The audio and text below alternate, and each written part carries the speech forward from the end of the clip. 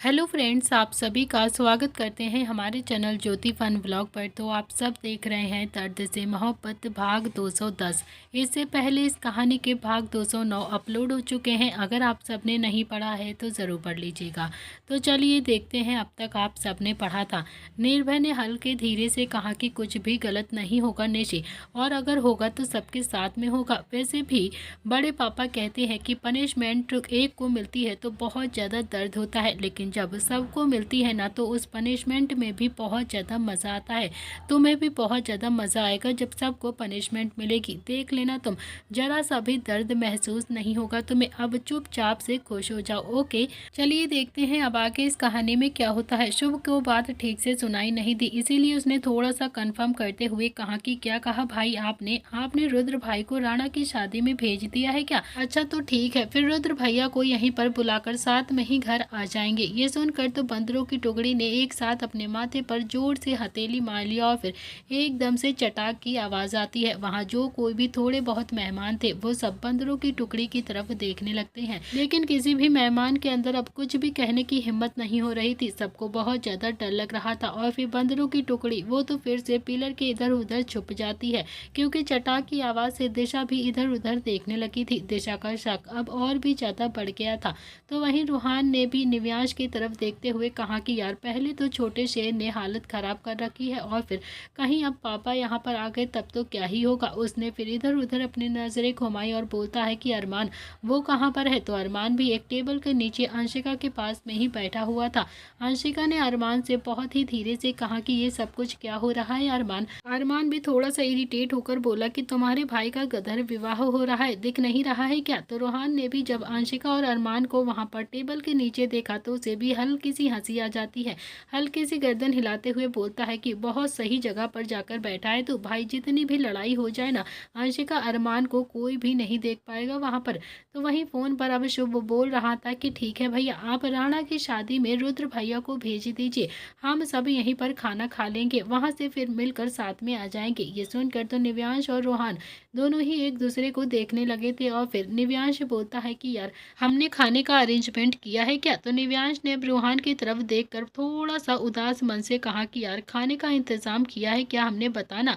और रोहान ने फिर से ना में अपनी गर्दन हिला दी और फिर इसी के साथ निव्यांश ने अपनी हथेली फिर से अपने माथे पर मार ली और फिर से थोड़ा सा गुस्से से दांत पीस कर धीरे से बोला कि यार तो फिर छोटे शेर को क्या खिलाएगा? रोहान ने अब शुभ की तरफ देखते हुए कहा कि यार अब मुझे क्या पता, हम उन्हें कुछ भी नहीं खिलाएंगे, वो हमें खिलाएंगे। लात घूंसे थप्पड़। जब उन्हें पता चलेगा ना कि हम उनके पीठ पीछे गधर विवाह कर रहे हैं तो फिर उन्हें खाने की जरूरत नहीं पड़ेगी, बल्कि वो हमें खाना खिलाएंगे तो हम सब बढ़िया से पीटेंगे, है ना? दिव्यांश ने भी रूहान को आंखें दिखाते हुए गुस्से से कहा कि साले मजाक नहीं करना है, समझा रूहान? ये तो सोच कि बाकी मेहमान भी तो यहाँ पर है, वो सब क्या खाएंगे? तूने शादी का जिम्मा लिया था ना, तो फिर शादी में तो सबसे पहले खाना ही होता है ना। खाना भूल गया? तो आधे से ज्यादा लोग तो खाना खाने ही आते हैं शादी में और फिर तूने उसी का ही अरेंजमेंट नहीं किया, अब क्या खिलाएंगे सबको? रूहान थोड़ा इरिटेट होकर बोलता है कि देख छोटे पैंथर, मैंने संकल्प को यहाँ पर जिम्मा दिया था संभालने का, संकल्प को बुला, वो बताएगा कि खाने का क्या अरेंजमेंट है और क्या नहीं। इतना कहकर दोनों ही भाइयों ने संकल्प की तरफ घूर कर देखा और फिर उसे अपने पास आने का इशारा करने लगते हैं, लेकिन संकल्प ने भी जल्दी से ना में अपनी गर्दन हिला दी और फिर रोहान ने उसे अपनी आंखें गुस्से से दिखाई तो संकल्प अब जैसे तैसे बचता बचाता अपने दोनों ही भाइयों के पास से चला गया। निव्यांश ने भी संकल्प की गर्दन पकड़कर उसे गुस्से से हिलाते हुए कहा कि साले खाने का इंतजाम क्या किया है तूने, बता मुझे। तो संकल्प बोलता है कि किसे भूख लग गई है भाई? तो निव्यांश बोलता है कि जो पूछ रहा हूँ ना उसका जवाब दे चुपचाप से। संकल्प ने कहा कि यार जब मैं ये मेन्यू बुक करने के लिए आया था ना, तब उन्होंने कहा था कि खाने का अरेंजमेंट आपको खुद से करना पड़ेगा, वो लोग नहीं करेंगे और फिर अब मैं भूल गया। और वैसे भी हम सब नाश्ता करके तो आए हैं घर से, 2 घंटे में ही शादी हो जाएगी, उसके बाद सब घर जाकर ही आराम से खा लेंगे, किसी को भी भूख नहीं लगेगी। और ये सुनकर तो रोहान ने भी अपना सिर पिलर में 2 बार मारा और फिर दांत पीसते हुए संकल्प को घूर कर देखा और बोलता है कि अभी कुत्ते, हम तो नाश्ता करके आए हैं, ये तो सबको पता है, लेकिन ये जो 2-4 मेहमान बुलाए हैं तूने, इन्हें क्या खिलाएगा तू? इनके लिए तो सोच लेता। सबसे बड़ी बात, वो तेरा बाप वो क्या खाएगा, सॉरी मेरा मतलब है कि शुभ चाचू वो क्या खाएंगे? वो खाना खाने की बात कर रहे थे, तूने सुना नहीं क्या कि वो खाना खा के जाएंगे? ये सुनकर तो संकल्प एकदम से बोलता है कि पापा के लिए 2 प्लेट छोले भटूरे ला दूं क्या? अब तो निव्यांश और रोहन दोनों को ही बहुत ज़्यादा गुस्सा आ गया था। दोनों ही का मन कर रहा था कि संकल्प का मुंह अभी के अभी ही तोड़ दे। उन्होंने संकल्प को हल्का सा झुकाया और फिर दोनों ने एक एक मुक्का उसकी कमर पर जोर से मारा। और फिर रोहन उसे आंखें दिखाते हुए गुस्से से बोलता है कि साले, तुझे कोई भी काम दे दो ना, तू उल्टा ही करता है, कभी भी कोई काम सीधा नहीं करता है, बेवकूफ़ आदमी। क्या करें हम तेरा अब, पता नहीं सिया तुझे कैसे झेलती होगी। इतना सब कुछ अरेंजमेंट करने के बाद खाने का अरेंजमेंट भी नहीं कर पाया तू। अगर वेन्यू वाले ने मना कर दिया था तो तूने आकर हमें क्यों नहीं बताया था गधे कुत्ते। कम से कम तू हमें तो बता देता। आखिर तू कर क्या रहा है यार, ये शादी हो रही है कि क्या ही हो रहा है, तमाशा हो रहा है क्या यहाँ पर। ये कहता हुआ रोहन बहुत ही ज़्यादा गुस्से में संकल्प को घूर रहा था। तो निव्यांश ने भी अब रोहन के सीने पर अपना हाथ रखकर उसे प्यार से समझाते हुए धीरे से बोला कि यार अब जो हो गया है सो हो गया है, खाने का अरेंजमेंट करना बहुत ही ज़्यादा मुश्किल नहीं है, बहुत जल्द हो जाएगा, तो फिक्र मत कर। फिर उसने संकल्प की तरफ घूर कर देखा और कहा कि लेकिन तू भी ना हद करता है यार, बारात में तो सब खाना खाने के लिए ही आ जाते हैं ना, तुझे नहीं पता है क्या। संकल्प ने भी अपने कंधे उचका दिए और कहा कि यार किसकी बारात है भाई, मैं सच कह रहा हूँ, मुझे लगा था कि हम लोग नाश्ता करके जा रहे हैं तो फिर 2 घंटे में शादी करके वापस आ जाएंगे, डिनर आराम से कर लेंगे और दोपहर को तो वैसे भी ज़्यादातर हम लोग खाना नहीं खाते हैं ना, तो फिर मुझे थोड़ी ना पता था कि हम लोग थोड़े बहुत मेहमान भी बुलाएंगे और फिर उनके लिए खाने का इंतज़ाम भी करना पड़ेगा। मेहमान वाली बात तो मुझे किसी ने कही नहीं थी ना, किसने कहा था कि मेहमान भी आएंगे। इतना कहकर संकल्प तो अपने दोनों ही भाइयों को ब्लेम करने लगा था कि आप लोगों की ही गलती है। अगले ही पर रोहन ने संकल्प का कॉलर पकड़कर उसे हिलाया और फिर गुस्से से बोलता है कि अब ज़्यादा बातें मत बना, समझा तू, छोटे शेर के बड़े शेर, खाने का इंतज़ाम कर जल्द से जल्द, कहीं से भी कर, उससे मुझे कोई मतलब नहीं है, लेकिन हाँ 20 मिनट में खाने का अरेंजमेंट हो जाना चाहिए, समझा तू। अगर पापा के छोटे शेर ने खाना नहीं खाया ना तो फिर उन्हें हम पर बहुत ज़्यादा शक हो जाएगा और फिर पहले ही चाची हम पर बहुत ज़्यादा शक कर रही, शक भरी निगाहों से देख रही हैं। संकल्प बोलता है कि करता हूँ कुछ, परेशान मत हो। इतना कहकर संकल्प तो धैर्य और दक्ष के पास छुपते छुपाते आ गया और फिर उन्हें अपनी कंडीशन बताने लगता है। तो वहीं शुभ ने भी अब अपना फ़ोन कट किया और फिर दिशा की तरफ देखकर बोलता है कि उस टेबल पर चलकर बैठते हैं, रुद्र भैया और भाभी भी यहाँ पर आ रहे हैं, साथ में ही घर चलेंगे। दिशा ने शुभ की तरफ देखा और हाँ में अपनी मुंडी हिला दी। इतना कहकर शुभ और दिशा दोनों ही उस टेबल पर आकर बैठ जाते हैं, जिसके नीचे अभी अंशिका और अरमान दोनों ही बैठे हुए थे। और जैसे ही वो दोनों टेबल पर आकर बैठे तो अंशिका और अरमान दोनों की ही सांसें रुक गई थी। दोनों ही अब एक दूसरे को हैरानी से देखने लगे थे। अरमान ने तो अपना चेहरा अंशिका के आंचल में छुपा लिया था और फिर बहुत ही धीरे से हल्की हल्की आवाज में बोलता है कि यार आज हमें मरने से कोई भी नहीं बचा सकता है, कोई भी नहीं। प्रताप फैमिली तो ये भी नहीं सोचेगी कि मैं उनका जमाई हूँ, वो तो सबसे पहले मुझे ही स्वर्ग लोक पहुँचाएगी, पिछली बार भी नहीं सोचा था एक बार भी। इतना कहकर अरमान तो झूठ मूठ कर रोने का नाटक करने लगा। तो अंशिका ने भी अरमान के गाल पर प्यार से अपना हाथ रखा और उसे दिलासा देते हुए धीरे से कहा कि कुछ नहीं होगा अरमान, मैं हूं ना तुम्हारे साथ, क्यों फिक्र कर रहे हो तुम, किसी की हिम्मत नहीं है जो मेरे पति पर हाथ उठा दे, कोई भी नहीं मारेगा तुम्हें। तो अरमान ने भी अंशिका को प्यार से देखा और फिर बहुत ही प्यार से कहा कि हाथ नहीं उठाएंगे, जूते उठाएंगे जूते। इधर दूसरी तरफ रुद्र ने भी अपनी गाड़ी एक बैंक वेट के बाहर आकर रोकी। रुद्र और किट्टू दोनों ही अब गाड़ी से नीचे उतर गए और फिर किट्टू जो अपनी साड़ी संभालती हुई रुद्र के पास आती है और फिर रुद्र ने भी किट्टू का हाथ पकड़ा और फिर सीधा शादी के पंडाल में जाने लगता है। लेकिन तभी सामने से शिखा और शोभित दोनों ही आते हुए दिखाई दे रहे थे। शोभित और शिखा को देखकर रुद्र और किट्टू थोड़ा सा हैरान हो गए थे और फिर चारों ही एक दूसरे के सामने आकर खड़े हो गए थे। तभी रुद्र थोड़ा सा हैरान होते हुए शोभित से बोलता है कि तुम दोनों यहाँ पर किस लिए, कोई काम है क्या। तो शोभित ने कहा कि हाँ वो राणा जी की बेटी की शादी थी ना, इसीलिए आए थे, इनविटेशन कार्ड आया था इसीलिए सोचा कि चले जाएं। रुद्र ने कहा कि अच्छा तब तो बहुत अच्छी बात है, मैंने भी सोचा कि कन्यादान दे देते हैं, यहाँ तक आए थे इसीलिए जा रहे थे। तो शोभित भी अब थोड़ा सा उदास होकर बोलता है कि वो क्या है ना भैया, शादी नहीं हुई है। ये सुनकर तो रुद्र और किट्टू दोनों ही बहुत ज्यादा हैरान हो गए थे। शोभित ने भी अब रुद्र की तरफ आगे कहा कि राणा की बेटी शादी के एक दिन पहले ही भाग गई किसी और के साथ और फिर इसी गम में राणा जी ने किसी को भी इन्फॉर्म नहीं किया, वो बहुत ही ज़्यादा परेशान है भैया, वहाँ पर जाने का कोई भी मतलब नहीं है कि शादी कैंसिल हो गई है। अब बड़े ही दुख की बात है ये, राणा साहब की बेटी शादी से एक दिन पहले ही किसी दूसरे लड़के के साथ भाग गई। सुना है राणा साहब हॉस्पिटल में एडमिट है, मुझे तो सुनकर बहुत ही ज़्यादा दुख हुआ, इसीलिए देखने के लिए आया था। आजकल के बच्चे कैसे कैसे काम करते हैं, माँ बाप की इज्जत की बिल्कुल भी परवाह नहीं करते हैं। रुद्र भी अब थोड़ा सा प्राउड होकर शोभित की तरफ देख देखकर बोलता है कि हो ना हो ये बात तो बहुत ही अच्छी बात है। मुझे तो खुशी है कि मेरे बच्चे ऐसे बिल्कुल भी नहीं है। कितने अच्छे हैं मेरे बच्चे, कोई भी ऐसा काम नहीं करते हैं जो गलत हो, जो अपने माँ बाप के खिलाफ जाकर करे। उनके गलत काम भी बहुत ही अच्छे होते हैं, अच्छाई छुपाने के लिए ही होते हैं। शिखा भी थोड़ा सा भावुक होकर बोलती है कि सही कह रहे हो भाई साहब आप। मैं तो बहुत ज़्यादा खुश हूँ कि मेरी निशी जैसी बेटी है जो अपने माँ बाप का पूरा सम्मान करती है, पूरी इज्जत के साथ रहती है समाज में। किट्टू ने भी शिखा की ओर देखा और फिर मुस्कुरा कर कहा कि इस बात पर तो हम भी बहुत ज़्यादा लकी हैं, बहुत ही ज़्यादा प्राउड फील करते हैं अपने बच्चे पर कि हमारे बच्चे सच में बहुत अच्छे हैं, कुछ भी गलत काम नहीं करते हैं, कुछ भी नहीं। वो चारों आपस में ही बातें कर रहे थे, तभी शोभित बोलता है कि ठीक है रुद्र भैया, अब घर चलते हैं। राहड़ा साहब के साथ जो कुछ भी हुआ है ना, इसका दुख मुझे ना बहुत ज़्यादा हो रहा है, बहुत ही ज़्यादा गुस्सा भी आ रहा है उनकी बेटी पर। इतना कहकर शोभित अपनी गाड़ी की तरफ बढ़ जाता है। वो अपनी गाड़ी में बैठा और फिर उसने जैसे ही अपनी गाड़ी स्टार्ट करी, लेकिन उसकी गाड़ी स्टार्ट ही नहीं हो रही थी। रुद्र भी अब तक अपनी गाड़ी के अंदर बैठ चुका था। फिर उसने शोभित की तरफ देखा और कहा कि शोभित कोई प्रॉब्लम है क्या? तो शोभित बोलता है कि पता नहीं भैया, ये गाड़ी स्टार्ट ही नहीं हो रही, जबकि अभी अभी इसी ही गाड़ी से आया हूँ मैं, मगर अब देखिए ना स्टार्ट नहीं हो रही। रुद्र ने भी अपनी गाड़ी स्टार्ट कर दी थी, मगर फिर उसने अपनी गाड़ी एकदम से रोककर शीशा नीचे किया और बोलता है कि शोभित तो चलो ना, मेरी गाड़ी में ही बैठ जाओ, साथ में ही घर चलते हैं। जाना तो हमें एक ही जगह पर है ना, कौन सा दूर दूर जाना है? तो शोभित ने भी हाँ में अपनी गर्दन हिलाई और फिर किसी को फोन करके इंस्ट्रक्शन दी, मेरी गाड़ी वेन्यू के बाहर खड़ी है, उसे ले जाना आकर। इतना कहकर वो गाड़ी से उतरा और फिर उसने शिखा को भी अपनी गाड़ी से उतार दिया और फिर दोनों ही अब रुद्र की गाड़ी में आकर बैठ गए थे। इधर दूसरी तरफ शुभ और दिशा दोनों ही टेबल पर बैठे हुए थे। दिशा का ध्यान तो अभी भी बस रूही पर ही था। वो तो बस रूही का चेहरा कुछ भी करके देखना चाहती थी, क्योंकि उसे पूरा शक था कि वो रूही ही है। रूही भी बार बार दिशा से अपना चेहरा छुपा रही थी और तभी शुभ बोलता है कि पिकाचू, यहाँ कोई वेटर दिखाई नहीं दे रहा है यार, मेहमान भी कितने कम है यार। तो दिशा ने भी अब शुभ की बात को एक बार भी नहीं सुना। उसका पूरा ध्यान तो अभी रूही के चेहरे पर देखने के लिए ही टिका हुआ था।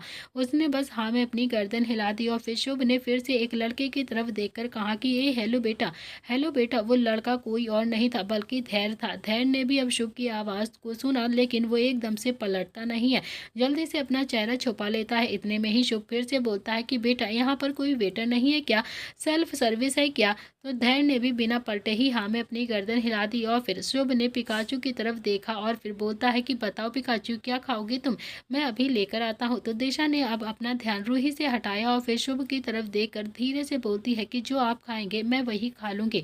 शुभ खड़ा हुआ और फिर उसने दिशा के गाल पर प्यार से हाथ रखकर बहुत ही प्यार से कहा कि बता दो ना पिकाचू, जो तुम खाओगी वही लेकर आऊँगा तुम्हारे लिए। तो दिशा बोलती है कि मैंने कहा ना कि जो आप खाओगे मैं वही खा लूँगी।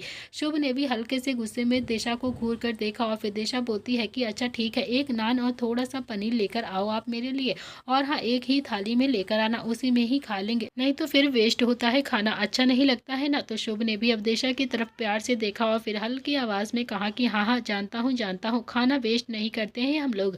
तुम मुझे पिछले 25 साल से एक ही बात सिखा रही हो, मैं समझ गया हूँ पिकाचू, खाना वेस्ट नहीं करते हैं, एक ही थाली में खाते हैं।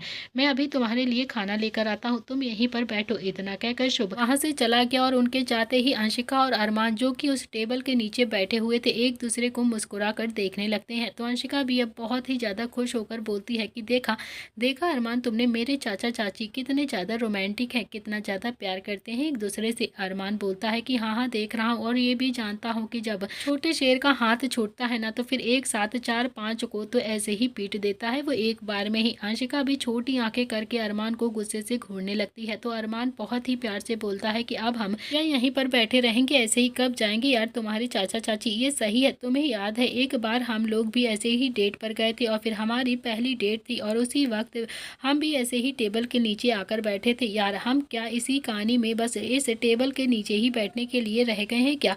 तो अंशिका को तो एकदम से हंसी आ रही थी, वो धीरे धीरे मुस्कुराने लगी, लेकिन वो बिल्कुल हंसती नहीं, क्योंकि वो जानती थी कि अगर वो जरा सा भी हंसी तो फिर दिशा को पता चल जाएगा। वो अपनी हंसी को कंट्रोल करते हुए बोलती है कि बस कुछ वक्त की ही तो बात है, चाचू और चाची खाना खाएंगे और फिर चले जाएंगे यहाँ से, उसके बाद हम करते हैं ना कुछ, निर्भय और निशी की शादी आराम से, कोई प्रॉब्लम नहीं होगी। अरमान बोलता है कि पता नहीं यार क्या हो रहा है, मैंने तो कभी भी नहीं सोचा था कि मैं अपनी बहन की शादी ऐसे टेबल के नीचे बैठकर करवाऊंगा। बहुत ही अजीब सी शादी है, बिल्कुल भी अच्छा नहीं लग रहा है मुझे। शुभ सीधा उठकर खाने के अरेंजमेंट को देखने लगता है। वो वेन्यू काफी ज्यादा बड़ा था। इधर उधर जाकर वो फाइनली उसने एक कोने पर कुछ टेबल रखे हुए देखे जिस पर थोड़ा सा खाना रखा हुआ था। शुभ ने एक प्लेट उठाई और फिर उसमें से खाना सर्व किया और फिर उसे लेकर वापस से टेबल के पास आने लगता है, लेकिन तभी उसके कदम एकदम से रुक जाते हैं। उसने हल्का सा पीछे पलट कर देखा तो उसे निव्यांश दिखाई देता है, जो नियति को खाना खिला रहा था, क्योंकि नियति प्रेग्नेंट थी। और फिर निव्यांश जो अपने हाथों से नियति को आराम से बैठाकर खाना खिला रहा था, इसीलिए निव्यांश को उसका ध्यान रखना बहुत ज़्यादा ज़रूरी था। पहले तो शुभ को यकीन नहीं हुआ कि वो निव्यांश ही है, इसीलिए वो कंटिन्यू बस निव्यांश को ही देखने लगता है। निव्यांश ने भी अब हल्का सा पलट कर देखा तो उसकी नज़र अब शुभ से टकराती है और अगले ही पल वो पलट गया, क्योंकि वो जान गया था कि शुभ ने उसे देख लिया है। नियति निव्यांश को देखकर बहुत ही प्यार से बोलती है कि क्या हुआ। निव्यांश धीरे से बोलता है कि यार नियति, चाचू ने मुझे देख लिया है। तो नियति के चेहरे का रंग तो अब एकदम से उड़ गया था। वो भी हल्का टेढ़ी नजरों से अब शुभ को देखने लगती है और फिर धीरे से हैरानी से बोलती है कि अब क्या करेंगे। इतने में ही शुभ अपने टेबल पर वापस जाने लगा। नियति ने अभी निव्यांश के कंधे पर अपना हल्का सा हाथ रखकर कहा कि चले गए चाचू, अब हमें भी यहाँ से चलना चाहिए, इससे पहले कि चाचू दोबारा वापस से आ जाएं। इतना कहकर वो दोनों भी अब एक पिलर के पीछे चुपचाप से चले जाते हैं। तो वही शुभ अब खाना लेकर दिशा के पास आया और बोलता है कि दिशा, तुमने रूही को कहाँ पर देखा था, मुझे एक बार बताओगी क्या। तो दिशा तो काफी ज्यादा हैरानी से अभी शुभ को देखने लगती है और फिर धीरे से बोलती है कि आपको यकीन है कि मैं जो कह रही हूँ वो बिल्कुल सच है। तो शुभ ने भी हाँ में अपनी गर्दन हिलाई और फिर बोलता है कि तुम मुझे बताओ, तुमने रूही को कहाँ पर देखा था। मुझे पक्का यकीन है कि तुमने बिल्कुल सही कहा है, मैं अपनी पिकाचू पर यकीन नहीं करूंगा तो फिर किस पर करूंगा, मुझे पूरा यकीन है तुम पर। तो वहीं टेबल के नीचे बैठे हुए अरमान और अंशिका दोनों की ही सांसें रुक गई थी। अरमान ने जल्दी से अपना फोन निकाला और फिर जो चैट ग्रुप उन सब का बनाया गया था उस पर दिशा और शुभ की सारी बातें बता दी थी। सारे ही भाई अब एकदम से अलर्ट हो गए थे। शुभ का दिमाग अब बहुत ही ज्यादा खनक गया था। उसे समझ में आ रहा था कि दोनों को वहम तो नहीं हो सकता है। दोनों को अब पूरा पूरा यकीन था कि उन्होंने निव्यांश और रूही को ही देखा है। पिकाचू ने भी रूही को देखा है और शुभ ने निव्यांश को देखा है। शुभ दिशा की बातों को इग्नोर कर सकता था, लेकिन अपनी आंखों देखी बात को इग्नोर नहीं कर सकता था। शुभ बहुत ही ज्यादा चालाक था और बहुत ही ज्यादा स्मार्ट था। शुभ दिशा को देखकर बोलता है कि पिकाचू, तुम आराम से खाना खाओ, मैं अभी आया। तो दिशा बोलती है कि कहाँ जा रहे हो आप शुभ। तो शुभ ने कहा कि रूही को ढूंढने के लिए, मुझे भी लगता है कि यहाँ पर रूही भी है और फिर शायद उसके शैतान देवर भी यहीं पर हैं। तुम खाना खाओ, मैं अभी आता हूँ। उन सबको देखकर इतना कहकर शुभ ने भी अपना कोट उतारा और फिर वहीं चेयर पर रख दिया और फिर अपने बाजू को फोल्ड करने लगता है। उसे थोड़ा थोड़ा सा गुस्सा भी आ रहा था और ये नज़ारा देखकर तो सबकी आंखें हैरानी से फैल गई थी। सबके मन में अब एक ही बात चल रही थी कि अब छोटे शेर किसी को भी नहीं छोड़ेगा। अब तो सच में बहुत ही ज्यादा पिटाई होने वाली है सबकी। रूही भी डर के मारे निर्भय के पास से चली गई थी और निर्भय इस वक्त एक गमछा मुंह पर डालकर चुपचाप से बैठा हुआ था। शुभ ने भी हॉल के सेंटर में जाकर इधर उधर अपनी नजरें घुमाई और फिर अपने दोनों ही हाथ अपने कमर पर रखे और जोर से चिल्लाता है, छोटे पैंथर, संकल्प रूहान, जहाँ कहीं भी होना सामने आ जाओ। तुम सबको मैंने देख लिया है, क्योंकि अगर मैंने किसी को भी पकड़ लिया ना तो सच कहता हूँ यहीं पर पीटना शुरू कर दूंगा तुम सबको। और ये सुनते ही सबके दिल की धड़कनें एकदम से रुक गई थी। निर्भय ने जरा सा अपने मुंह से गमछा उठाकर शुभ की तरफ देखा तो शुभ अभी वेन्यू के बिल्कुल बीचों बीच में आकर खड़ा हो गया था। वहाँ जो थोड़े बहुत मेहमान आए थे शुभ की आवाज़ सुनकर अपनी अपनी जगह से खड़े हो गए थे और सब अब बहुत ही ज़्यादा डर भी रहे थे। तभी निव्यांश, जो कि नियति के साथ पिलर के पीछे छुपा हुआ था, आराम से खाना खा रहा था। उसने एक बाइट उठाया और फिर उसे मुंह में रखा और फिर नियति की तरफ देखकर प्यार से बोलता है कि यार नियति, मैं अभी पेट कर आता हूँ, जब तक ये सारा खाना खत्म हो जाना चाहिए। मुझे कोई भी बहाना नहीं चाहिए, जब तक मैं पेट कर आऊँगा तुम सारा का सारा खाना खा लेना।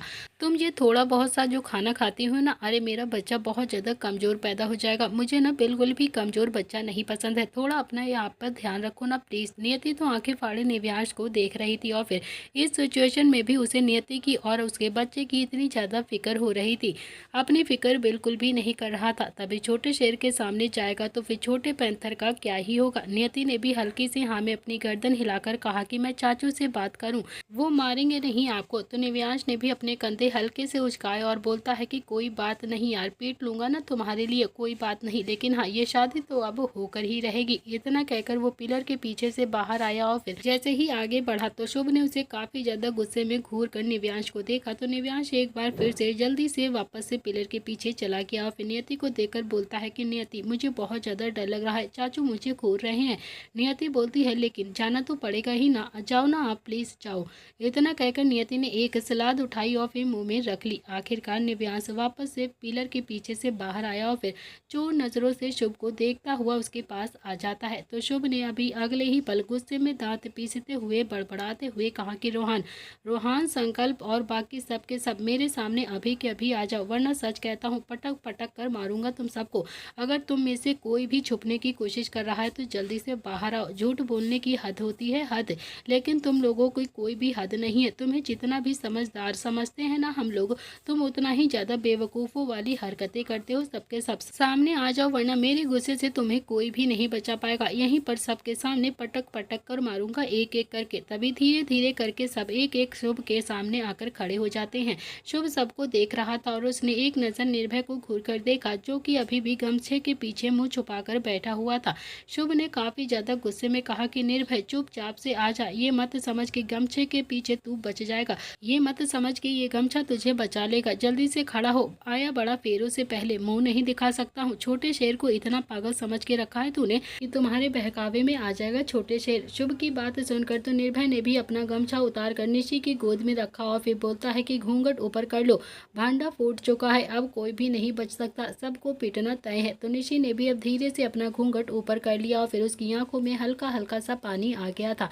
निर्भय खड़ा होकर निशी की तरफ देखकर बोलता है कि यार तुम रो मत प्लीज, वैसे ही हालत खराब है मेरी, अब तुम रो रो कर और भी ज्यादा खराब कर दोगी क्या? रोहान भाई संभाल लेंगे सब, तुम टेंशन मत लो। इतना कहकर वो भी आकर अपने भाइयों के पीछे खड़ा हो जाता है और फिर शुभ जो कि बहुत ही ज्यादा गुस्से में बंदरों की टुकड़ी को घूर कर देख रहा था, उसने भी अपने हाथ बांधे और फिर गुस्से से दांत पीसता हुआ बड़बड़ाते हुए बोलता है कि एक इंसान की कमी है यहाँ पर।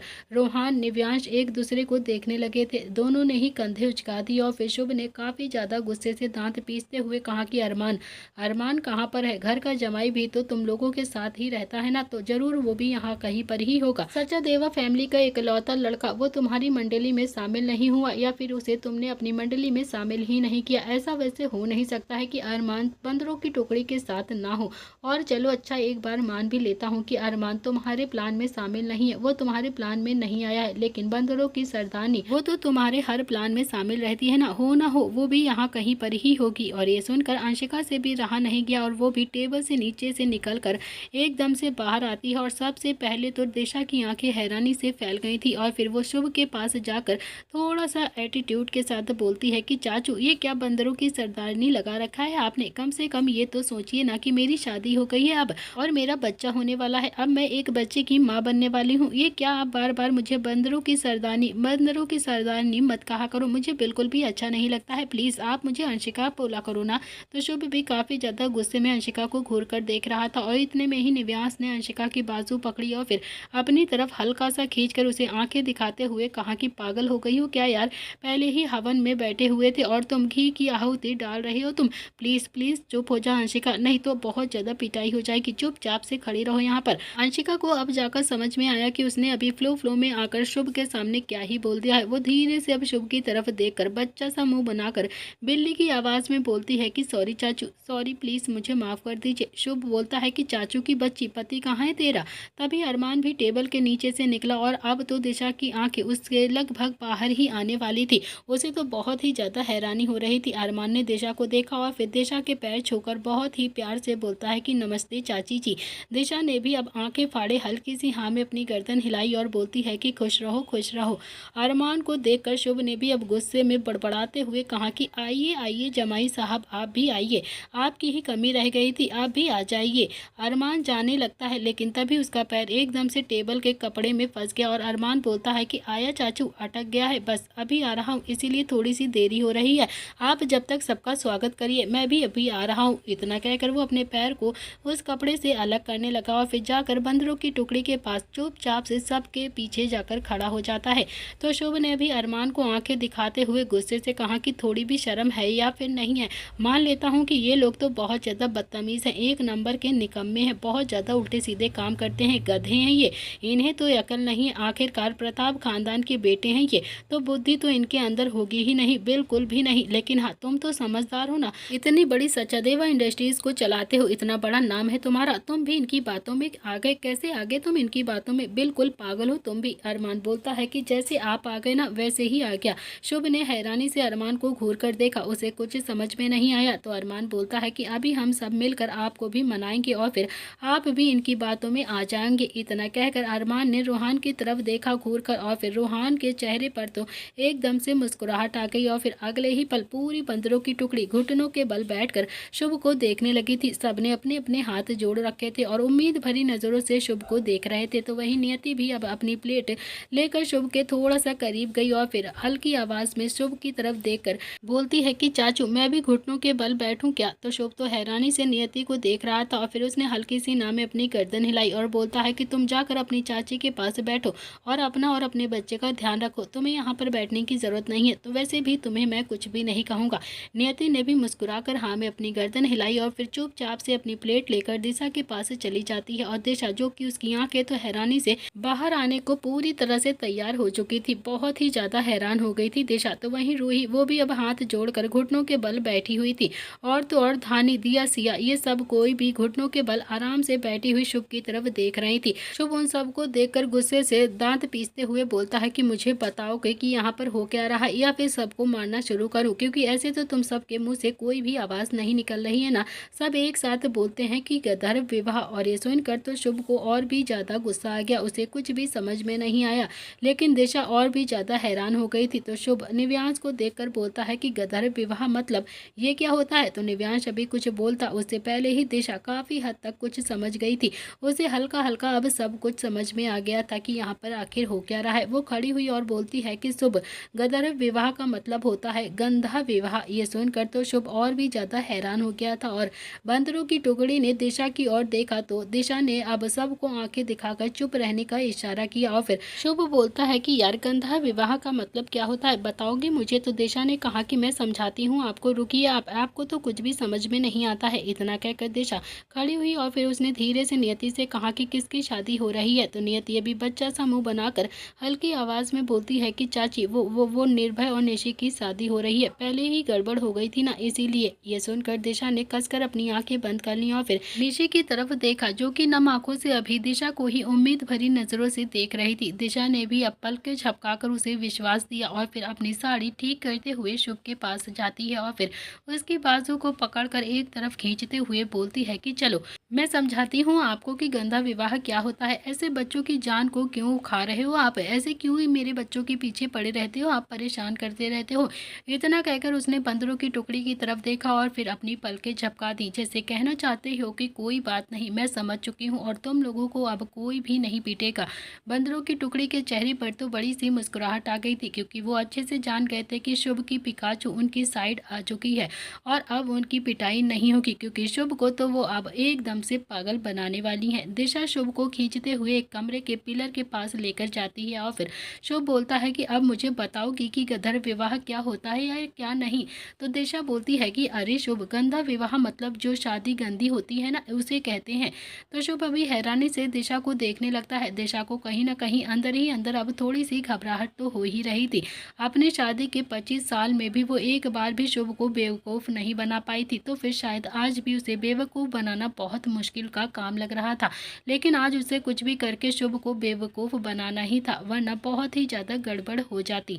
शुभ बोलता है कि दिशा, बातों को ऐसे घुमाओ मत प्लीज़, सही सही बताओ कि आखिर क्या होता है गंधर्व विवाह, मुझे भी तो पता चले। दिशा बोलती है कि अरे, गंधर्व विवाह मतलब जो शादी गंदी हुई हो ना, मेरे कहने का मतलब है कि उसकी रस्में अच्छी से ना हो, सारे घर वाले उनके साथ में ना हो, जैसा हो बस 4 फेरे ले लिए और फिर शादी की रस्मों में कुछ भी गड़बड़ हो जाए, ऐसी शादी को गंधर्व विवाह कहते हैं, जिसमें सही से ना कोई रस्म हो ना पूरी फैमिली शामिल हो, मतलब जो गलत तरीके से शादी की गई हो ना, उसे गंधर्व विवाह कहते हैं। अब तो शादी को ठीक तरीके से करने के लिए शादी करनी पड़ती है ना, तो फिर आप समझ रहे हो ना कि मैं क्या कहने की कोशिश कर रही हूँ। तो शुभ ने ना में अपनी गर्दन हिलाते हुए कहा कि नहीं, मुझे अभी भी समझ में नहीं आ रहा है, ठीक से बताओ मुझे। दिशा ने भी अपना सलाइवा गटका और फिर थोड़ा सा कॉन्फिडेंट के साथ बोलती है कि अरे, मेरे कहने का मतलब ये है कि निशी और निर्भय दोनों ने ही गंधर्व विवाह कर लिया है, मतलब उन्होंने शादी शादी तो की है लेकिन गलत तरीके से करी है। उसमें कोई भी अच्छे से सही से रस्में नहीं हुई हैं और ना ही उनकी कोई फैमिली थी। अब उन्हें सही तरीके से शादी करनी होगी। ये सुनकर शुभ थोड़ा सा हैरानी से दिशा को देखने लगा और फिर बोलता है कि लेकिन उन्होंने शादी ही क्यों की है? हम लोग हैं ना उन दोनों की शादी करवाने के लिए, तो फिर उन लोगों ने ऐसे गंदा विवाह क्यों किया? क्यों नहीं किया साफ सुथरा विवाह? करने की क्या ज़रूरत थी इनको ऐसे? तो दिशा बोलती है कि अब आप नहीं समझेंगे, मैं समझ रही हूँ। मैंने नियति से पूछा था, ये लोग कहीं घूमने गए थे। आपको याद है ना, कुछ दिनों पहले नियति का बर्थडे था, मतलब नियति और रूही दोनों का ही बर्थडे था। तब ये लोग फार्म हाउस पर गए थे ना घूमने के लिए, साथ में टाइम स्पेंड करने के लिए। वहीं उन्होंने मजाक मजाक में ऐसे गदर विवाह कर लिया था एक दूसरे के साथ, और फिर अब उस गंदे विवाह को साफ करना पड़ेगा ना, तो फिर उसके लिए शादी करना बहुत ज़्यादा ज़रूरी है। अब तो इन लोगों की शादी करना ही पड़ेगा हम लोगों को। शुभ को अब दिशा की बातों पर यकीन आने लगा था और फिर दिशा कहीं ना कहीं थोड़ा सा खुश भी हो रही थी। फाइनली उसने अपने 25 सालों की शादी में एक बार तो शुभ को बेवकूफ़ बना ही दिया था। आज शुभ को भी दिशा की बातों पर यकीन हो गया था। शुभ ने हल्का सा पीछे पलट कर बंदरों की टुकड़ी की तरफ घूर कर देखा और फिर दिशा की तरफ देखकर बोलता है कि अच्छा, अगर ऐसी बात थी तो फिर ये लोग हमें पहले भी तो बता सकते थे ना। हमें ये लोग बता देते तो फिर हम खुद ही उनकी शादी करते ना। तो दिशा बोलती है कि निर्भय तो कब से अपने पापा के पीछे पड़ा था ना, कितनी बार कह चुका है कि मेरी शादी करवा दो, मेरी शादी करवा दो। और उसने तो नील भैया से भी एक बार बात करी थी, लेकिन आप तो जानते ही हो ना निहाल भैया को अच्छे से, वो अपनी जिद पकड़े बैठे हुए हैं, वो कितने ज्यादा जिद्दी हैं। मैं शोभित के पास रिश्ता लेकर नहीं जाऊंगा, शोभित को खुद ही आना पड़ेगा बात करने के लिए।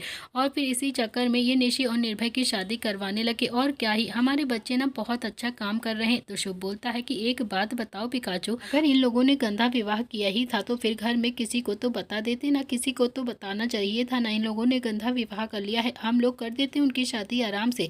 उसके लिए ये सब कुछ करने की क्या जरूरत थी? कोई जरूरत नहीं थी ये सब कुछ करने की। दिशा बोलती है कि वो आप समझते नहीं हो ना शुभ, एक ही बात कितनी बार बताऊं आपको, गंदा विवाह करने के 1 महीने के अंदर अंदर साफ विवाह करना पड़ता है, मतलब ठीक ठीक से शादी करनी पड़ती है, वरना वो शादी ज्यादा दिनों तक नहीं चलती है। अगर गदर विवाह करने के बाद 1 महीने के अंदर शादी नहीं की जाए तो इसीलिए उन्होंने साफ विवाह किया है। तो शुभ को अब दिशा की बातें समझ में नहीं आ रही थी। वो थोड़ा हैरानी से दिशा की तरफ देख रहा था, लेकिन फिलहाल तो उसने हाँ में अपनी मुंडी हिला दी थी और फिर बंदरों की टुकड़ी के पास जाकर बोलता है कि अगर तुम इस विवाह को साफ करना चाहते हो तो फिर बड़ों से बात कर सकते थे ना, क्यों नहीं करी तुम लोगों ने बड़ों से बात? क्यों नहीं हम सबको बताया कि तुम लोगों ने गदर विवाह कर लिया है और अब साफ सुथरा विवाह करना चाहते हो? साफ विवाह सुनकर तो सब एक दूसरे को हैरानी से देखने लगे थे और फिर दिशा ने सबको अपनी आंखें दिखा दी थी। और इतने में ही रोहान खड़ा होकर बोलता है कि अरे चाचू, अब जो हो गया है सो हो गया है, प्लीज अब आप हमारा साथ दे दो ना, प्लीज प्लीज चाचू, अब तो आपको पता चल गया ना, तो प्लीज हमारा साथ दे दीजिए। सो बोलता है कि हाँ तो ठीक है, मैं सबको फोन करके अभी बुला लेता हूँ। ऐसे अच्छा नहीं लगता है ना, तुम लोग निशी और निर्भय की शादी चुप चुप करके करा रहे थे, चुपचाप से कौन शादी करवाता है ऐसे बच्चों की? ये सुनकर तो सब अब और भी ज्यादा हैरान हो गए थे। यहाँ तक कि दिशा ने भी अब अपनी हथेली अपने माथे पर मार ली थी और वो भी बहुत ज्यादा हैरान थी। अब सबको पता चल गया था कि ये शादी क्यों हो रही है। शुभ को भी समझ में नहीं आया था कि आखिर गदर विवाह क्या होता है और उसने भी अपनी पिकाचू पर आंख बंद करके ट्रस्ट कर लिया था। उसे लगा था कि पिकाचू जो कह रही है वो बिल्कुल सही कह रही, इसमें कोई भी गलत बात नहीं है। तो शुभ ने भी अब तक रुद्र का नंबर डायल कर दिया था और तभी दिशा ने अभी शुभ के फोन को जल्दी से छीना और फिर उसे कट करके बोलती है कि अरे कैसी बातें करते हो शुभ, आप सबको कैसे समझाएंगे कि हम गंदे विवाह को साफ विवाह में परिवर्तित कर रहे हैं? यार बहुत ही गलत बात है, अभी किसी को भी बुलाने की जरूरत नहीं है। शुभ भी अपनी आंखें छोटे करके दिशा को देखकर बोलता है कि तो फिर तुम क्या चाहती हो कि घर वालों से छुपा लें, किसी को बताएं ना कि हम लोगों ने इसकी शादी कर दी है? दिशा बोलती है कि हाँ इसीलिए तो जल्द से जल्द शादी कर रहे हैं, एक बार शादी हो जाएगी ना सब को खुद ही पता चल जाएगा, किसी को भी बताने की जरूरत नहीं है। घर वालों को बुलाने में प्रॉब्लम है क्या? शुभ ने भी अब फिर से बंदरों की टुकड़ी की तरफ घूर कर देखा और दिशा से कहा। तो इस बार निव्यांश ने भी आगे आकर कहा कि बुला सकते हैं चाचू, आप जिसका मन हो बुला सकते हैं, बिल्कुल बुला सकते हैं, लेकिन उन्हें समझाएंगे कैसे, कैसे बताएंगे आपको कि आप इसे साफ सुथरा विवाह करा रहे हो? सो पहली बार बंदरों की टुकड़ी की बातों में आ रहा था और फिर शायद यही उसकी सबसे बड़ी गलती थी। वो नहीं जानता था कि पहले तो सिर्फ बंदरों की टुकड़ी पिटेगी, लेकिन अगर उसने बंदरों की टुकड़ी का साथ दिया तो फिर वो भी साथ में ही पिटेगा जब उसे पता चलेगा कि आखिर गदर विवाह का असली मतलब होता क्या है। तो शुभ ने भी अब दिशा की तरफ देखा तो दिशा बोलती है कि मैं भी तो यही कह रही हूँ आपसे, बुलाने में प्रॉब्लम कोई भी नहीं है, लेकिन वो आएंगे तो उसके बाद सबको समझाना पड़ेगा, सबको एक एक करके बताना पड़ेगा, उसमें बहुत ज़्यादा टाइम लग जाएगा जाएगा और फिर शादी बहुत ही जल्द होना ज़रूरी होता है। तुम नहीं जानते हो ना किट्टू और अवनी को, वो तो तैयार होने में भी कितना ज़्यादा टाइम लगाती हैं। प्लीज़ मान जाओ ना, शादी कर लेते हैं इन लोगों की, उसके बाद बड़ा सा रिसेप्शन करेंगे और सबको खुद ही पता चल जाएगा, किसी को भी अब कोई भी परेशानी नहीं होगी। प्लीज़ मान जाओ ना शुभ। तो शुभ ने भी सबकी तरफ देखा और कहा कि ठीक है, जैसा तुम लोग कहते हो ऐसे ही कर लेते हैं, शादी कर लेते हैं और फिर उसके बाद सबको बता देंगे। लेकिन घर वाले बहुत ज़्यादा गुस्सा करेंगे, खासकर सबसे ज़्यादा गुस्सा तो मेरे ऊपर करेंगे कि मैंने सबको बुलाया क्यों नहीं। तो दिशा बोलती है कि मैं सबको संभाल लूँगी, आपको परेशान होने की ज़रूरत नहीं है, मैं समझा दूँगी सबको। मुहूर्त निकल रहा है ना, तो फिर 1 महीने से पहले पहले ये शादी करना बहुत ज़्यादा ज़रूरी है, वरना शादी ज़्यादा दिन तक नहीं टिकेगी, आपको पता है ना। तो शुभ ने भी हाँ में अपनी गर्दन हिला दी और फिर इस वक्त शुभ के अंदर थोड़ा सा नील प्रवेश कर गया था, वो भी वैसा ही था, नील जैसा, बहुत ही मासूम। शुभ बोलता है कि तो ठीक है ना, जल्दी से फिर शादी कर लेते हैं, शादी कर लेंगे, बाकी की बात दिशा खुद ही संभाल लेगी। तो दिशा ने अभी मन ही मन अपना सलाइवा गटका और फिर हल्की आवाज़ में बड़बड़ाते हुए बोलती है कि छोटे शेर, मैं कुछ भी नहीं संभालने वाली, कुछ भी नहीं संभाल पाऊंगी, मुझे तो कैसे भी करके बस ये शादी करवानी है अब, ताकि ये कांड छुप जाए, किसी को भी पता न चले। वैसे भी प्रताप खानदान की एक बात बहुत ही अच्छी है, वो लोग अपने घर की बेटी और बहू को कुछ भी नहीं करते हैं। तो मानती हूँ कि मुझे भी कोई कुछ नहीं कहेगा, तो फिर मुझे तो कुछ कोई नहीं कहेंगे, मगर जो कुछ भी कहेंगे ना अब आपको ही कहेंगे, तो फिर संभाल लेना आप खुद ही। शुभ को दिशा की बात बिल्कुल सही लग रही थी, इस वक्त वो भी कुछ भी करके बस अब निशी और निर्भय की शादी करवाना चाहता था। वो दिशा पर पूरी तरीके से यकीन भी करता था और फिर ऊपर से दिशा ने जब बोल दिया था कि वो संभाल लेगी, तब तो शुभ बिल्कुल बेफिक्र हो गया था। अब तो जैसे उसे कोई टेंशन ही नहीं थी, लेकिन उसे नहीं पता था कि ऐन वक्त पर दिशा उसका साथ छोड़ देगी, वो बिल्कुल पीछे हट जाएगी, इन मामलों में बिल्कुल भी अपनी टांग नहीं लड़ाएगी। आखिरकार प्यार अपनी जगह पर है और फिर पिटाई और डांट अपनी जगह पर है। तो बंदरों की टुकड़ी ने भी अब राहत की सांस ले ली थी, उन्हें भी अब पूरा विश्वास हो गया था कि अब ये शादी होकर रहेगी। शुभ उनकी बातों में जो आ गया था। रोहान भाई मन ही मन बोलता है कि पहली बार चाचू को पीटते हुए देखूंगा, सुना है कि चाचू पहले बहुत ज़्यादा पीटते थे, बहुत ज़्यादा मज़ा आएगा, आज अपनी आंखों से भी नज़ारे देख लूँगा कि शुभ चाचू कैसे पीटते हैं। बड़े पापा तो छोड़ भी देंगे, लेकिन मेरे पापा तो बिल्कुल भी नहीं छोड़ेंगे चाचू को, देखा जाएगा जो होगा, मगर फिलहाल तो ये शादी पर कॉन्सेंट्रेट करना चाहिए, जल्द से जल्द इस शादी को होना चाहिए। दिशा बोलती है कि अब सब एक दूसरे का मुंह क्या देख रहे हो, चलो जल्दी से अरमान निर्भय का तिलक करो। तो अरमान ने भी जल्दी से हाँ में अपनी गर्दन हिलाई और फिर अगले ही पल सब सफ़ेद सी चादर पर आकर बैठे हुए थे, जहाँ अरमान निर्भय का तिलक कर रहा था। और तिलक करने के बाद अरमान बोलता है कि अच्छा ही हुआ चाची आप यहाँ पर आ गए, वरना हम सब लोग तो ये गधार विवाह कर ही देते। सबके चेहरे पर बड़ी सी मुस्कुराहट आ गई और फिर अकेला शुभ ही था जिसे कुछ भी समझ में नहीं आ रहा था कि आखिर वहाँ पर हो क्या रहा है। वो भी एकदम से बोलता है कि कोई बात नहीं, आप पिकाचू आ गई है ना, तो फिर तुम्हें बता देगी कि शादी की रस्में कैसे की जाती हैं, वो सारी रस्में तुम्हें खुद ही बता देगी, तुम उसे कर देना ओके। पर फिर भी मेरा मन नहीं मान रहा है, परिवार को तो पता ही होना चाहिए, कम से कम नहीं तो रुद्र भैया और नील भैया को तो यहाँ पर आ ही जाना चाहिए था। तो दिशा ने इस बार शुभ की बाजू पर हल्का सा हाथ मारकर कहा कि बाद में बता देंगे ना शुभ, आप क्यों इतना ज़्यादा परेशान हो रहे हो, अभी शादी कर देते हैं इन लोगों की, बाद में फिर घर चल के सबको बता देंगे। इतना कहकर उसने अरमान की तरफ देखा और फिर बोलती है कि अब थोड़े से चावल भी निर्भय के माथे पर लगा दो और फिर सोने या फिर चांदी का सिक्का जो भी तुम्हारे पास हो, तुम जो भी देना चाहते हो वो निर्भय को दे दो। अरमान ने भी अपनी जेब में से मोबाइल निकाला और वो निर्भय के अकाउंट में कुछ पैसे ट्रांसफ़र करते हुए बोलता है कि चाची इस वक्त सिक्का तो मेरे पास नहीं है, कुछ पैसे ट्रांसफ़र कर दिए हैं निर्भय के अकाउंट में, ये अपने आप ही खरीद लेगा। दिशा ने अपनी हथेली अपने माथे पर मारकर कहा कि उसके पास पैसों की कमी है क्या, जो तुम उसे पैसा ट्रांसफ़र कर रहे हो, किसी के पास सिक्का नहीं है क्या। अब सब अपनी अपनी जेब में ढूंढने लगे थे और तभी संकल्प ने 1 रुपये का सिक्का निकालकर अरमान के हाथ पर रखते हुए कहा कि फिलहाल तो इसी से ही काम चला ले तू, क्योंकि 1 रुपये ही है मेरे पास। अरमान ने भी वो सिक्का माथे से लगाया और फिर निर्भय के हाथ में रख दिया और निर्भय ने भी अपनी मुट्ठी कस ली थी। अरमान बोलता है कि मुझे नहीं पता है क्या करना चाहिए और क्या नहीं, बस इतना कह रहा हूँ कि मेरी निशी परेशान हुई ना तो फिर तेरा मुंह जरूर तोड़ दूंगा मैं, तेरे हाथ पैर ना तोड़ दिए ना तो फिर मेरा नाम भी अरमान सच्चा देवा नहीं, अगर मेरी निशी की आंखों में एक भी आंसू दिया तूने। और तभी रोहान भी पीछे से बोलता है कि और मैं भी साथ में तेरा मुंह तोड़ूंगा, समझा तू, अगर निशी को जरा सा भी परेशान किया तूने। थोड़ी देर के बाद निर्भय और निशी दोनों ही मंडप में आकर बैठे हुए थे। निशी की आंखें एक बार फिर से गीली हो गई थी। दिशा ने निशी की गाल पर हाथ रखकर उसे प्यार से कहा कि बच्चे सिचुएशन ही कुछ ऐसी है, रोते नहीं है, सब कुछ ठीक हो जाएगा, तुझे परेशान होने की जरूरत नहीं है, मैं हूं ना तेरे साथ। निशी ने भी कसकर अपनी आंखें बंद कर ली और फिर मन ही मन बोलती है कि भगवान किसी बेटी की ज़िंदगी में ऐसा दिन मत दिखाना, कभी भी किसी भी लड़की के साथ ऐसा मत करना कि उसके माँ बाप उसी की शादी में ना हो। मैंने जो पाप किया है ना, मैंने जो गलती की है ना, उसकी सज़ा मेरे माँ बाप को क्यों दे रहे हो आप, क्यों दे रहे हो मेरे माँ बाप को। मुझे ना बहुत ही ज़्यादा बुरा लग रहा है कि आज मेरी शादी हो रही और मेरे मम्मी पापा मेरे साथ में नहीं है। मैं कभी भी अपने माँ बाप की आंखों से आंखें नहीं मिला पाऊंगी, हमेशा उनके सामने शर्मिंदगी के साथ ही जाऊं पाऊंगी। ये कहते हुए निशी अंदर ही अंदर टूट रही थी। हालांकि सब उसे संभाल रहे थे, मगर फिर भी एक बेटी के लिए ये सच में बहुत ही बड़ी दुख की घटना थी जो निशी के साथ अभी हो रही थी। निशी सच में अपने आप में बहुत ही ज्यादा टूटे जा रही थी।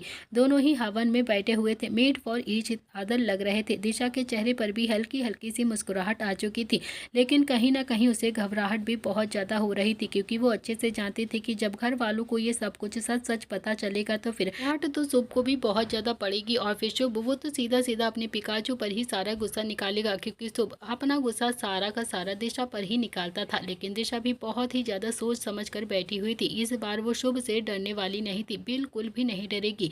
निशी और निर्भय दोनों ही हवन में आहुति दे रहे थे, तो वहीं वेन्यू के बाहर रुद्र ने अपनी गाड़ी आकर रोकी। रुद्र, किट्टू, शिखा, शोभित चारों ही गाड़ी से बाहर उतर गए और शिखा बोलती है कि किट्टू, मैं और शोभित यहीं पर रुकते हैं, आप और भाई साहब जाकर शुभ को अंदर से बुला लाओ। तभी रुद्र का फोन वाइब्रेट होता है। रुद्र ने भी अपना फोन चेक किया और शोभित की तरफ देखकर बोलता है कि शोभित, तुम बुलाकर लेकर आओ ना, मेरा ना एक इम्पोर्टेंट कॉल आ गया है। या फिर किट्टू, तुम चली जाओ, तुम अंदर से शुभ को बुला लाओ, मैं अभी बात करके आता हूँ। इतना कहकर रुद्र तो फोन लेकर अब दूसरी साइड पर चला गया था। तो शोभित शिखा को देख कर बोलता है कि ठीक है, मैं चाहता हूँ। तभी शिखा ने शोभित का हाथ पकड़ा और फिर उसे अपनी तरफ खींचा और ना में अपनी गर्दन हिलाते हुए बोलती है कि नहीं, आप अंदर बिल्कुल भी नहीं जाओगे, क्योंकि शुभ के साथ दिशा भी अंदर होगी और फिर आपका अगर मन बदल गया तो मैं ना आपको कहीं भी नहीं जाने देने वाली। ये सुनकर तो शोभित के चेहरे पर हल्की हल्की सी मुस्कुराहट आ गई थी और फिर वो हल्का सा शिखा की तरफ देखकर मुस्कुराता है और बोलता है कि क्या बात है, तुम्हें बड़ी इनसिक्योरिटी हो रही है, बहुत ही ज्यादा जलन हो रही है तुम्हें, क्या मैं अंदर नहीं जा सकता क्या? आज से पहले तो कभी भी नहीं हुई थी ना इतनी ज्यादा, आज फिर इतना ज्यादा क्यों जलन हो रही है? जब जवानी में कुछ नहीं किया तो फिर अब क्या बुढ़ापे में कुछ करूंगा क्या? तुम ना बेफिक्र रहो, तुम्हारा पति कहीं भी नहीं जाएगा तुम्हें छोड़कर। अब तो हमारे बच्चों की भी शादी हो गई है, यहाँ तक कि हमारा अब दादा दादी बनने का सपना भी पूरा होने वाला है। निशी की शादी भी हो जाएगी तो फिर हम भी अब प्रताप ब्रदर्स के साथ गंगा नहा लेंगे। थोड़ी देर के बाद रुद्र फोन कट करके वापस आया और फिर तीनों को देखकर बोलता है कि अरे यार, तुम तीनों यहीं पर हो, तीनों में से अभी कोई भी अंदर नहीं गया क्या? तो शोभित ने भी अब शिखा का हाथ पकड़कर उसे अपनी तरफ हल्का सा खींचा और फिर उसकी कमर पर अपना हाथ लपेटते हुए बोलता है कि नहीं रुद्र भैया, नहीं गए, क्योंकि मेरी बीवी को ना थोड़ी सी इनसिक्योरिटी हो रही है दिशा के साथ कि कहीं मैं कहीं चला ना जाऊं उसे छोड़कर, इसीलिए मैं ना नहीं जा सकता हूं अंदर। तो शिखा भी गुस्से से आंखें दिखाते हुए शोभित को घूर रही थी और फिर उसके सीने पर हल्का सा हाथ मारकर बोलती है कि कुछ भी बोलते हो आप, कुछ भी, ऐसा कुछ भी नहीं है जैसा कि आप बता रहे हो रुद्र भाई साहब को। तो रुद्र को भी समझते देर नहीं लगी कि शोभित क्या कहना चाहता है। तो रुद्र बोलता है कि अच्छा ठीक है, बीवियों का कुछ भी नहीं हो सकता है यार, कुछ भी नहीं, समझ रहा हूँ तेरी हालत को। इतना कहकर उसने किट्टू का हाथ पकड़ा और फिर सीधा वेन्यू के अंदर चला गया। उनके जाते ही शिखा बोलती है कि शोभित, ये क्या बात हुई, आपने क्यों ऐसे बोला? तो शोभित ने भी हल्का सा मुस्कुराकर शिखा की तरफ देखा और कहा कि अरे वही तो कह रहा हूँ ना, जो सच था, जो तुमने मुझसे कहा था वही बताया है मैंने। शिखा थोड़ा सा मुंह बनाकर वहीं पर खड़ी हो जाती है और फिर शोभित बोलता है कि चलो अब हम भी अंदर चलते हैं, अब तो रुद्र के साथ किट्टू भी होगी और मेरे साथ तुम होगी, अब तो चल सकते हैं ना? तो शिखा बोलती है कि नहीं, मुझे नहीं जाना है और फिर आपके साथ तो कहीं भी नहीं जाना है। शिखा के लहजे में थोड़ी सी नाराजगी साफ झलक रही थी और फिर शोभित को उसे मनाने में बहुत ज़्यादा मेहनत लगने वाली थी। तो वहीं रुद्र जब अंदर गया तो उसकी आंखें शुभ और दिशा को ढूंढने लगती हैं, लेकिन उसे कोई भी दिखाई नहीं दे रहा था। तभी किट्टू की नज़र मंडप पर जाती है जहाँ पर निर्भय और निशी दोनों ही बैठे हुए थे। किट्टू की आंखें तो हैरानी से फैल गई थी और फिर उसने सबसे पहले अपनी आंखों को 2-4 बार बंद करके देखा और खोला, क्योंकि वो उसे तो यकीन ही नहीं हो रहा था। फिर उसने रुद्र की बाजू पर हल्का सा मारकर हिलाया तो रुद्र ने भी किट्टू की तरफ देखा, तो किट्टू ने भी मंडप की तरफ उसे देखने का इशारा किया और फिर रुद्र ने हल्की सी मुस्कुराहट के साथ कहा कि क्या हुआ, किसे ढूंढ रही हो तुम, किसे देखूं मैं? तो किट्टू हैरानी से बोलती है कि मंडप में देखो आप। तो रुद्र बोलता है कि अब क्या मंडप में देखना पड़ेगा यार, 25 साल पहले देख तो लिया है मंडप को, अब क्या देखूं मैं मंडप को, अब क्या मैं मंडप ही देखता रहूंगा क्या जिंदगी भर? लिटिल खरगोश खरगोश, बुढ़ापा आ गया है, अब मुझे ना तो कोई भी शादी वादी नहीं करनी है, अब बुढ़ापे में देखने का मन नहीं करता है मुझे मंडप, अब तो हरिद्वार देखने का मन करता है, हरिद्वार ही जाऊंगा। इतना कहकर उसने किट्टू के चेहरे पर हल्की सी उंगली चलाई और फिर किट्टू ने रुद्र की आंखों में देखकर हैरानी से कहा कि रुद्र, रुद्र मंडप की तरफ देखो तो सही। लेकिन रुद्र ने इस बार भी मंडप की तरफ नहीं देखा था, तो किट्टू ने भी रुद्र का चेहरा एक तरफ से पकड़ा और फिर उसके चेहरे को सीधा मंडप की तरफ घुमा दिया। तो रुद्र ने जब मंडप की तरफ देखा तो उसकी आंखें हैरानी से फैल गई थी और मुंह खुला का खुला रह गया। उसने भी अपनी आंखें 2-3 बार बंद करी और खोली, झपकाई, और फिर उसे यकीन नहीं हो रहा था कि उसने मंडप में अभी निशी और निर्भय को बैठे हुए देखा। तो रुद्र ने भी अब किट्टू की तरफ देखा, जो पहले ही बहुत ज्यादा हैरानी से रुद्र को देख रही थी। और फिर रुद्र बोलता है कि तुम वही देख रही हो क्या लिटिल खरगोश जो मैं देख रहा हूँ? तो किट्टू ने भी हाँ में अपनी मुंडी हिलाते हुए कहा कि हाँ हाँ रुद्र, मैं भी वही देख रही हूँ जो आप देख रहे हो। मंडप में निर्भय और निशी बैठे हुए, ये दोनों कर क्या रहे हैं यहाँ पर? ये तो देखकर बहुत ही ज्यादा डर लग रहा है। रुद्र एकदम से बोलता है कि लेकिन ये दोनों शादी क्यों कर रहे हैं, वो भी इतना ज्यादा चोरी चोरी, छुपके छुपके, किसी को भी नहीं बताया है। इनकी शादी तो हम करने वाले थे ना, तो फिर ये लोग ऐसे अपनी शादी क्यों कर रहे हैं? मुझे तो कुछ भी समझ में नहीं आ रहा है, मेरा दिमाग तो बिल्कुल फट जाएगा यार किट्टू। मैं तो पहले नील, रुद्र ने भी इतना ही कहा था कि तभी किट्टू बोलती है कि नील मतलब क्या हुआ? नील भैया को क्या हुआ है बताओ ना, नील भैया को क्या हुआ है रुद्र? किट्टू अभी थोड़ा सा पैनिक हो गई थी नील का नाम सुनकर। आखिरकार नील का रुतबा ही कुछ ऐसा था जो सबके लिए बहुत ज्यादा प्यार करता था, जिसके दिल में सबके लिए प्यार था और उसके लिए भी सबके दिल में प्यार था। अगर उसे कुछ हो जाता तो फिर आधा परिवार तो ऐसे ही मर जाता। रुद्र ने भी ना में अपनी गर्दन हिलाते हुए कहा कि नहीं नहीं, नील को कुछ भी नहीं हुआ है, पर ये सब कुछ क्या हो रहा है? ये हमारे बच्चे इतनी उल्टी सीधी हरकतें क्यों करते हैं यार? यहाँ और भी कोई है क्या? बताओ, क्या कोई दिख रहा है क्या? तो रुद्र ने अपने आसपास नजरें घुमाकर देखा तो उसे बंदरों की टुकड़ी आसपास नजर आ गई थी। और फिर वही मंडप में निर्भय के पास शुभ को भी बैठे हुए देखा। तो शुभ को देखकर तो रुद्र अब और भी ज्यादा हैरान हो गया था। रुद्र बोलता है कि शुभ ने तो कहा था कि वो गलती से किसी की शादी में आ गया है, लेकिन यहाँ तो वो निर्भय के पास में बैठा हुआ है ना, ये तो खुद ही इतने आराम से इन दोनों की शादी करवा रहा है यार। ये इतना बड़ा हो गया है कि निर्भय की शादी करने लगा खुद से ही, वो भी किसी को बिना बताकर। किट्टू भी हैरानी से रुद्र से बोलती है कि अरे आपसे छोटा है, इसका मतलब ये थोड़ी ना है कि बड़ा नहीं होगा, वो भी बड़ा हो गया है। अब नहीं कुछ तो बच्चों की शादी तो वो खुद कर भी सकते हैं ना। तो रुद्र बोलता है कि यार वो सब कुछ तो मुझे नहीं पता है, लेकिन ये सब कुछ क्या हो रहा है मुझे तो अपनी आंखों पर यकीन ही नहीं हो रहा है। किट्टू बोलती है तो चलो ना चलकर देखते हैं कि क्या हो रहा है। तो रुद्र ने कहा कि किट्टू एक गड़बड़ हो गई है, बाहर शोभित और शिखा भी है, अगर वो लोग अंदर आ गए तो फिर। तो किट्टू अभी रोना सा मुंह बनाकर बोलती है कि मेरे तो सिर में बहुत तेज दर्द हो रहा है रुद्र, सच में बहुत ज्यादा दर्द हो रहा है। पहले चल कर देखते हैं कि आखिर बच्चे ऐसा कर क्यों रहे, आखिर बात क्या हो गई है। हे भगवान, ये राजस्थान के सबसे अनोखे बच्चे होंगे, ये हमारे ही घर पर क्यों पैदा हो गए? रुद्र ऐसा काम क्यों करते हैं ये? कम से कम हमसे ना सही तो फिर निशी के पापा से तो डर जाते, कम से कम एक बार उनसे तो पूछ लेते। इतने बेकार बच्चे हैं हमारे की सच में मन करता है अपना सिर पटक पटक कर ही अपनी जान दे दूं। कभी कभी तो मन करता है कि बेलन लेकर सबको इतना ज्यादा पीट दूं कि सबकी हड्डियां पसलियां तोड़ दूं, और फिर साथ में आपको भी इतना ज्यादा पीटूं कि आपकी भी अकल ठिकाने आ जाए। रुद्र काफी ज्यादा हैरानी से किट्टू को देख रहा था। वो भी एकदम से बोलता है कि यार मैं किस खुशी में पीटूंगा, मुझे क्यों पीटोगी? तो मैंने क्या किया है? तो किट्टू बोलती है क्योंकि बच्चों में कहीं ना कहीं आपके ही गुण है ना, इसीलिए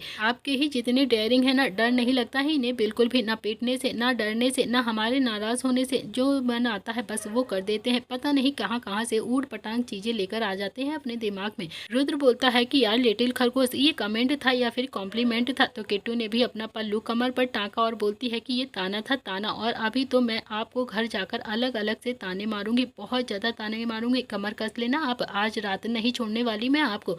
रुद्र तो आंखें फाड़े बस अपनी बीवी को ही देख रहा था और सोच रहा था कि आखिरकार क्या वो वही किट्टू है जो उसकी एक आवाज से इतना ज्यादा डर जाती थी? क्या ये वही किट्टू है जो चुपचाप से डरी सहमी सहमी सी रहती थी, कभी भी उसकी आंखों में देखने की हिम्मत तक नहीं करती थी, और फिर नम आंखों से बस उम्मीद भरी नजरों से ही उसे हमेशा देखती रहती थी?